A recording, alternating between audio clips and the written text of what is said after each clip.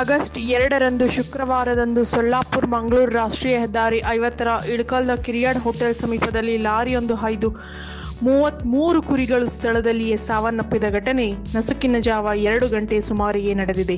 ಈ ಘಟನೆಯಲ್ಲಿ ಸುಮಾರು 30ಕ್ಕೂ ಹೆಚ್ಚು ಕುರಿಗಳು ಗಾಯಗೊಂಡಿವೆ. ರಾತ್ರಿಯ ಸಮಯದಲ್ಲಿ ರಸ್ತೆಯಲ್ಲಿ ಹೊರಟ ಕುರಿಗಳು ಕಾಣದೆ ಈ ದುರಂತ ಘಟನೆ ನಡೆದಿದೆ. ಕುರಿಗಾಹಿ ರಾಯಪ್ಪ ಕಾಲು ಮುರಿದುಕೊಂಡು ಬಾಗಲಕೋಟೆ ಸರ್ಕಾರಿ ಆಸ್ಪತ್ರೆಗೆ ಸೇರಿದ್ದಾನೆ. ಇಳಕಲ್ ಗ್ರಾಮೀಣ ಪೊಲೀಸ್ ಠಾಣೆಯಲ್ಲಿ ಪ್ರಕರಣ ದಾಖಲಾಗಿದೆ.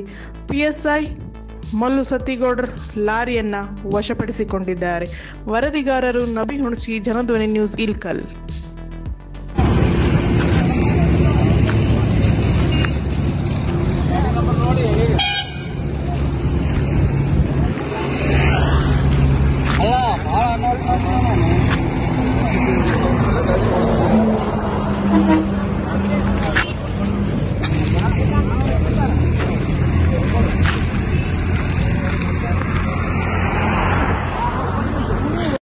ಹಾಯ್ ಫ್ರೆಂಡ್ಸ್, ನೀವೇನಾದರೂ ಈ ವಿಡಿಯೋ ನೋಡ್ತಿದ್ರೆ ನಮ್ಮ ಚಾನೆಲ್ಗೆ ಸಬ್ಸ್ಕ್ರೈಬ್ ಆಗಿಲ್ಲ ಅಂದರೆ ಈಗಲೇ ಸಬ್ಸ್ಕ್ರೈಬ್ ಮಾಡಿ, ಹಾಗೆ ಬೆಲ್ ಐಕಾನ್ ಕೂಡ ಪ್ರೆಸ್ ಮಾಡಿ.